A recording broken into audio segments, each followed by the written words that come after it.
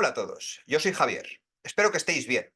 También espero que tengáis ganas de escuchar este análisis literario de la obra La Fundación. No confundir con el resumen por actos que os he dejado en un comentario fijado en este vídeo. Aquí vamos a echar un vistazo a todo lo que compone la obra, como técnicas narrativas utilizadas por el autor, los personajes, los temas, el tiempo, el lugar, la acción. Vamos, todo lo que se precisa para poder sacar buena nota en vuestros exámenes, ya sea selectividad o ya sea un control en la universidad o en el bachillerato o en secundaria. Os quiero desear a todos muchísima suerte para vuestros exámenes y si tenéis cualquier duda, ya sabéis, me la ponéis en los comentarios y tan pronto como me sea posible, la responderé.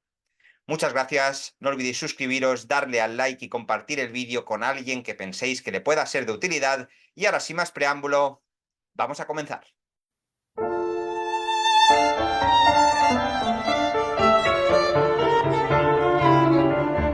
Técnicas y recursos dramáticos. Acotaciones.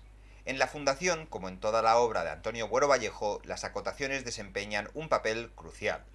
Estas indicaciones escénicas son detalladas y extensas, y su importancia es fundamental, ya que marcan la transición de la aparente fundación a la cárcel real. Las acotaciones no solo revelan información sobre la psicología de los personajes, sino que también son esenciales para el efecto de inmersión y las transformaciones en el escenario y los objetos. Por ejemplo, la desaparición de elementos como vasos o camas o la aparición de otros, especialmente la intensificación simbólica de la luz, reflejan el creciente entendimiento de Tomás sobre su situación real. La música. La música en la Fundación es otro recurso dramático significativo. La obra comienza y concluye con Guillermo Tell de Rossini, estableciendo inicialmente un ambiente propicio para la alucinación. Al final, la misma música sugiere un futuro abierto, lleno de esperanza y posibles nuevas situaciones, dejando al espectador con una sensación de expectativa. Efecto de inmersión. Un sello distintivo de Buero Vallejo es el uso del efecto de inmersión donde el espectador es llevado a compartir el punto de vista de un personaje, en este caso, Tomás. El público ve y entiende la realidad a medida que Tomás lo hace, creando una fuerte empatía y conexión con él. Este efecto es clave para presentar la gradual vuelta a la realidad de Tomás, quien descubre que su entorno idílico es en realidad una celda de cárcel. Este engaño compartido entre personaje y público culmina cuando ambos se enfrentan a la verdad simultáneamente. Estructura interna y externa. La obra se desvía de la tradicional estructura en tres actos, presentación, nudo y desenlace, y se divide en dos partes, cada una subdividida en dos secciones numeradas con números romanos. Esta estructura escenográfica permite la evolución del escenario desde una fundación imaginaria a una cárcel, reflejando el cambio en la mente de Tomás. La acción comienza in media res, lo que permite mantener el suspenso y el efecto de inmersión, evitando una exposición inicial que habría revelado demasiado pronto las razones del encarcelamiento. Final abierto y estructura circular. La Fundación presenta un final abierto. No se sabe si Tomás y Lino serán llamados a declarar y eventualmente castigados o si encontrarán una manera de escapar. Además, la estructura circular se manifiesta con la música de Guillermo Tell, que cierra la obra tal como la inició, y la reaparición del mayordomo preparando nuevas suites para futuros huéspedes. Esto sugiere un ciclo perpetuo de opresión y alienación, insinuando que tras cada fundación siempre habrá otra, simbolizando la continua lucha contra la anulación de personalidades y la coartación de libertades. Parlamentos. Los diálogos en la obra son generalmente rápidos y fluidos, proporcionando ritmo y dinamismo. Sin embargo, algunas intervenciones son más extensas, permitiendo al autor expresar opiniones sobre temas controvertidos como la división entre verdugos y víctimas, la tortura y la libertad, añadiendo profundidad y reflexión a la narrativa. Personajes contemplativos. Tomás. Tomás es el personaje que lleva el peso de la obra. Desde el inicio, el público conoce la trama a través de sus ojos.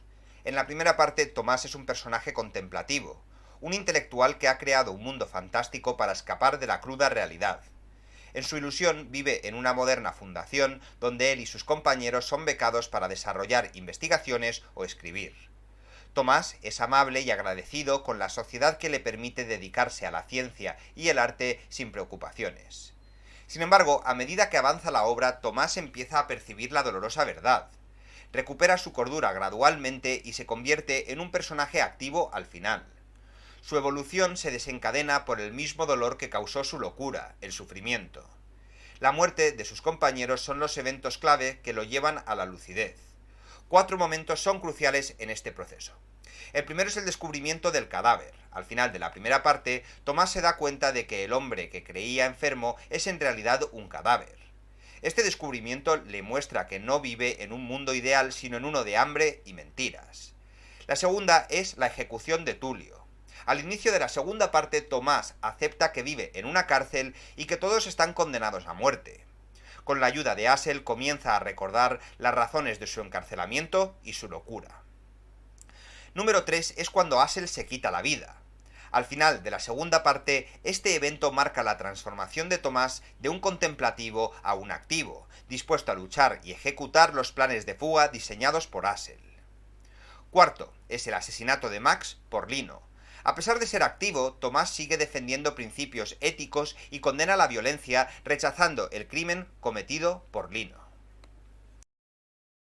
Personajes activos. Activos con principios éticos. Hassel. Hassel es uno de los personajes más complejos de Bueno. Combina características de activos y contemplativos. Comparte con los activos su realismo y capacidad de acción buscando soluciones en lugar de evadir la realidad. Hassel es el líder del grupo, ideando la terapia para Tomás y el plan de fuga.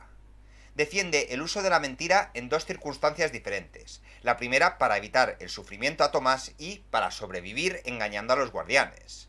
Como los contemplativos, Hassel se rige por principios éticos de comprensión y rechaza la violencia, ayudando a Tomás a pesar de su traición. Al final, Hassel también sueña con un mundo mejor, mostrando una influencia de la fantasía de Tomás. Tulio, inicialmente colérico e intransigente, muestra una gran humanidad y una personalidad soñadora. Aunque al principio es reacio a las fantasías de Tomás, termina identificándose profundamente con él, haciendo su ejecución especialmente dolorosa. Ahora tenemos a los activos sin escrúpulos. Max, que es caracterizado por su bajeza moral, traicionando a sus compañeros a cambio de compensaciones. Y Lino, que evoluciona de apático a hombre de acción, cometiendo un acto de violencia gratuita al matar a Max. Este acto, censurado por Tomás, equipara a Lino con los carceleros y pone en peligro la fuga. Otros personajes, que es Berta, un personaje atípico, que en realidad es una creación de la imaginación de Tomás. Su presencia en la obra refleja los deseos y temores de Tomás, actuando como una voz de su conciencia. En la segunda parte, Berta simboliza tanto los deseos sexuales frustrados de Tomás como su avance hacia la realidad. Personajes secundarios. Además de los personajes centrales, hay otros personajes aludidos que amplían la perspectiva de la celda. Estos incluyen los compañeros que ayudarán en la fuga, los barrenderos que diseminarán la tierra y el cojo que descubre a un egoísta. Un coro de voces grita asesinos como última despedida a Hassel, revelando la represión generalizada. En conclusión, la Fundación de Buero Vallejo presenta personajes complejos y evolutivos que a través de sus interacciones y transformaciones reflejan temas profundos de idealismo, ética, traición y lucha por la libertad. Ahora vamos a hablar de los temas fundamentales que podemos dividir en 2 bloques principales. Uno, los que están relacionados con la política y con el pensamiento liberal, y otros con la ética y los contrastes en la realidad. Vamos a empezar hablando con los que tienen que ver con la política y el pensamiento liberal. En primer lugar tenemos la lucha de la libertad. Al final de la obra se llega a la conclusión de que el ser humano es como un prisionero, al igual que el ratón de Berta llamado Tomás, que comparte su nombre con el protagonista. Este prisionero está atrapado en una sociedad engañosa que aparenta ser un mundo feliz, sin mirar a la fundación imaginada por Tomás. Partiendo de esta idea, Tomás, una vez recobrada su cordura, y Hassel debaten sobre si vale la pena luchar por la libertad. La discusión se centra en si arriesgarse a intentar una fuga siguiendo un complicado y poco prometedor plan ideado por Hassel, que consiste en excavar un túnel desde las celdas de castigo, es la mejor opción. Tomás, al principio, evita la lucha. Inicialmente se engañaba a sí mismo negándose a admitir que vivía en una prisión. Una vez consciente de la realidad, sigue mostrándose reacio al plan de Hassel porque considera que ese túnel no es libertad sino el infierno. Sin embargo, los argumentos de Hassel y sobre todo su muerte lo obligan a actuar, a excavar el túnel espantoso hacia la libertad. Hassel, por otro lado, es un firme defensor de la lucha constante. Convence a Tomás diciéndole: no dejes de actuar, no podemos despreciar las pequeñas libertades engañosas que anhelamos aunque nos conduzcan a otra prisión. Para Hassel vale la pena el sacrificio para deambular sin trabas, beber el sol, leer, disfrutar y engendrar un hijo. El segundo tema que es parte de este política o pensamiento liberal es la crítica frente a la violencia. Esta crítica se condensa en la intervención de Hassel en la segunda parte, cuadro primero. Dice: vivimos en un mundo civilizado que le sigue pareciendo el más embriagador deporte la viejísima práctica de las matanzas. Te degüellan por combatir la justicia establecida, por pertenecer a una raza detestada. Acaban contigo por hambre si eres prisionero de guerra o te fusilan por supuestos intentos de sublevación. Te condenan tribunales secretos por el delito de resistir tu propia nación invadida. Te ahorcan porque no sonríes a quien ordena sonrisas, o porque tu Dios no es el suyo, o porque tu ateísmo no es el suyo. A lo largo del tiempo, ríos de sangre, millones de hombres y mujeres, y niños. Los niños también pagan. Los hemos quemado, ahogado sus lágrimas, sus horrorizadas llamadas a sus madres durante 40 siglos. Ayer los devoraba el dios Moloch en el brasero de su vientre, hoy los corroe el napalm. Y los supervivientes tampoco pueden felicitarse. Niños cojos, mancos, ciegos, a eso les hemos destinado sus padres, porque todos somos sus padres. Consideraba conveniente leer esto, ya que en estas palabras de Hassel se ve realmente el tema de la crítica frente a la violencia. Luego, por otro lado, Tomás y sus compañeros son víctimas de violencia en sus distintas manifestaciones. Por un lado tenemos la tortura, el hambre y las matanzas.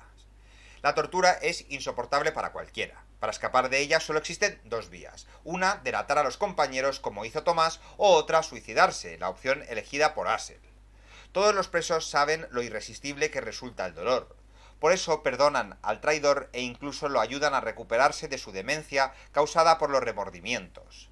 Por otra parte, el suicidio de Hassel no se considera un acto de cobardía, sino un sacrificio altruista.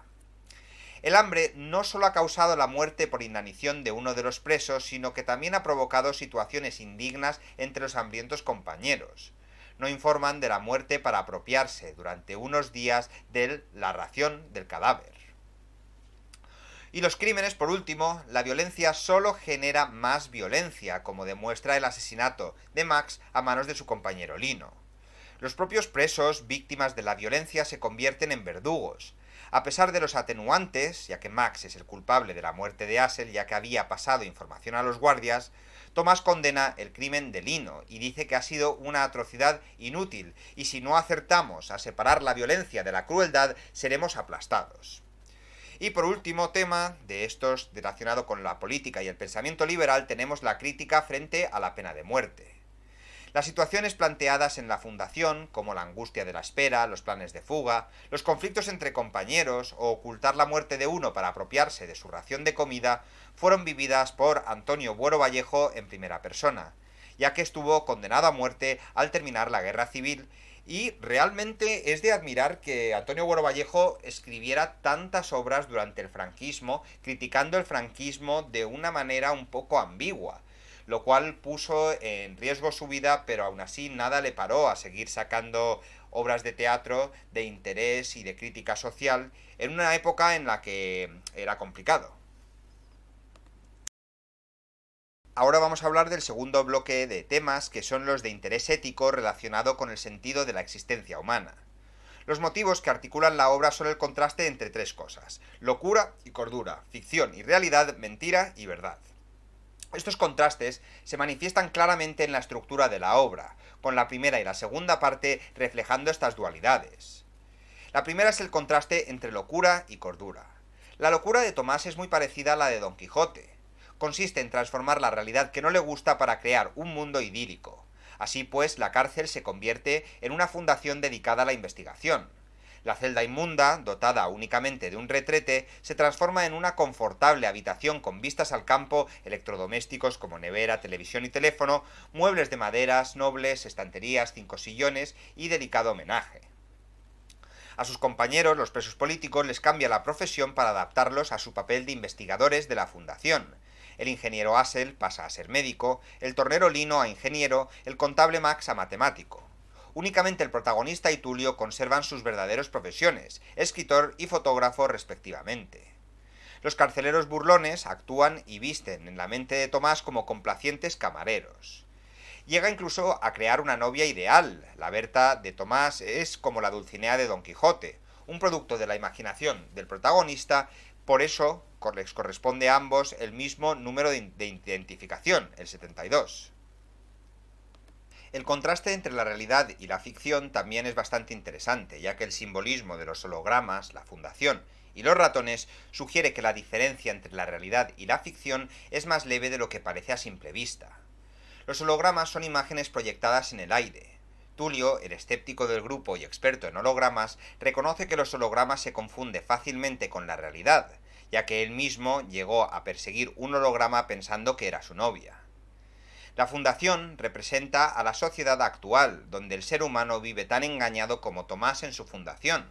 Vivimos en un mundo engañoso que pretende ocultarnos la cara trágica de la vida, como la muerte, el hambre y las injusticias. Nuestra sociedad consumista es una cárcel con apariencia de mundo feliz. El ratón de Berta, Tomás, que representa al propio Tomás y al ser humano en general, un prisionero cuyo destino es la muerte. Y por último, en contraste entre mentira y verdad. Ante la locura de Tomás, Hassel y Tulio mantienen posturas enfrentadas. Hassel defiende la postura de seguir la corriente al loco para no causarle más sufrimiento. Piensa que se irá curando lentamente al mejorar su condición física, con la ración extra de comida y al ir descubriendo por sí mismo la verdad. Así pues, siguiendo las instrucciones de Hassel, todos los presos mienten. Para no desengañar al loco, fingen extender manteles, beber copas o contemplar cuadros inexistentes. Tulio, en cambio, es partidario de decir siempre la verdad, aunque ésta resulte dolorosa. Acepta regañadientes el plan de Hassel, pero no le gusta actuar. Por eso se muestra tan antipático con el protagonista en los primeros diálogos. Como en casi todas las obras de Buero Vallejo, es fundamental el tema del descubrimiento de la verdad como único camino para la redención, para la verdadera vida. La fundación es, en el fondo, un lento proceso de asunción de la verdad por todos los personajes y los espectadores. A medida que Tomás asume su situación, nosotros vamos viendo el mismo proceso, de manera que nos vemos obligados a adherirnos a la responsabilidad ética del personaje más allá de la obra. Luchar por un futuro mejor, sin opresión, sin explotación y sin falsas fundaciones. El final abierto proyecta una esperanza y un compromiso. El verdadero final depende de nosotros mismos. Por otro lado, la progresiva recuperación de la lucidez supone una evolución moral. Al desmontar el mundo irreal de su locura, Tomás por fin asume su responsabilidad en el mundo. Lugar, tiempo y acción en la fundación. Buero busca intencionadamente la falta de concreción tanto geográfica como temporal. No se precisa en qué país ni en qué época histórica se desarrolla la acción por dos razones. En primer lugar, porque podría haber ocurrido en cualquier lugar y en cualquier época. Como denuncia Hassel en la segunda parte de la obra, la falta de libertad, la pena de muerte o la tortura son males universales. En segundo lugar, para esquivar la censura vigente durante la dictadura franquista entre 1939 y 1975. En primer lugar, vamos a hablar del lugar. La obra mantiene una unidad de lugar, ya que toda la acción transcurre en un único espacio, aunque varíe a los ojos de los espectadores al pasar de ser la habitación confortable de una fundación a la celda de una cárcel. Podríamos decir que el escenario está situado en la mente de Tomás, o al menos que lo vemos a través de sus ojos, y es un elemento de importancia trascendental en el desarrollo de la historia, ya que el proceso mental que se produce en el personaje al ir acercándose a la realidad se refleja en la transformación paulatina del escenario. Así, los sillones se transformarán en petales, las librerías en paredes desnudas, etc. En relación con el lugar, hemos de citar los cambios de iluminación a la que antes se hacía referencia, así como la transformación final, de vuelta a la habitación confortable en la recepción de los nuevos huéspedes. El tiempo. El tiempo interno tiene un carácter circular, pues la obra empieza y termina en el mismo punto, con el decorado de la fundación, la música de Rossini y la luz irisada que crea una sensación de irrealidad. En la obra no hay indicaciones temporales muy precisas, pero los 4 cuadros en que se dividen, sin saltos cronológicos internos, en pocos días. En la primera parte, el primer cuadro tiene lugar una mañana poco antes de comer. El cuadro segundo transcurre esa misma tarde. En la segunda parte, el tercer cuadro se desarrolla 3 días después, cuando los presos acaban de cenar. En el último cuadro han pasado pocos días, quizás uno solo. Toda la obra comprende, pues, 4 días o poco más, tiempo mínimo imprescindible para poder explicar el proceso mental que experimenta Tomás. Este es el tiempo de la acción dramática, pero la historia abarca un tiempo más amplio.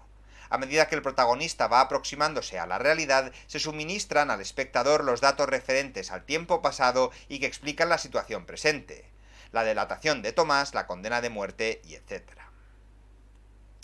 Por último, vamos a hablar de la acción. La obra comienza in media res. Cuando la obra comienza, los personajes se hallan en una situación determinada a consecuencia de unas acciones previas que los espectadores desconocemos por entero, pero de las cuales nos iremos enterando gracias a los comentarios que van realizando los personajes a lo largo de la representación. Termina, de forma abierta, con los carceleros llevándose a los 2 supervivientes sin que sepamos ni nosotros ni ellos si los conducen al paredón o a las celdas de castigo donde podrían intentar la fuga. La historia es suministrada al espectador con la misma lentitud que con la que conoce el protagonista. A medida que ésta va pasando de la ficción a la realidad, se complica rápidamente al final al desvelarse los proyectos de fuga y la nueva existencia de un delator que se resuelve fatalmente. En general no incluye muchas peripecias, al menos hasta el final, ya que se trata principalmente de un drama de situación. Durante toda la primera parte y casi todo el primer cuadro de la segunda, la acción se centra en el progresivo desmoronamiento del mundo inventado por Tomás y su sustitución por el real. Los únicos instantes de tensión son el descubrimiento del cadáver por los carceleros y la salida de Tulio para su ejecución. Hay otro nudo de acción al que apenas se alude en toda la primera parte y que toma fuerza en la segunda, el proyecto de evasión a través de un túnel. Así, en la segunda parte el centro de atención se desdobla y la tensión dramática se concentra en el último cuadro. Estos 2 ejes de acción se entrecruzan y se yuxtaponen. Tienen un aspecto en común, algo oculto, un autoengaño que va aflorando en la mente de Tomás y un propósito que se ha de mantener secreto, la fuga. Y es Hassel el catalizador de estas 2 acciones. Así, por ejemplo, la ocultación de la muerte del hombre es planeada por Hassel con una doble intención. Por una parte, se puede aumentar la dieta de Tomás, lo que influye mucho en su recuperación, y por otra, se espera como consecuencia de este hecho sean llevados a las celdas de castigo, donde podrán intentar la fuga.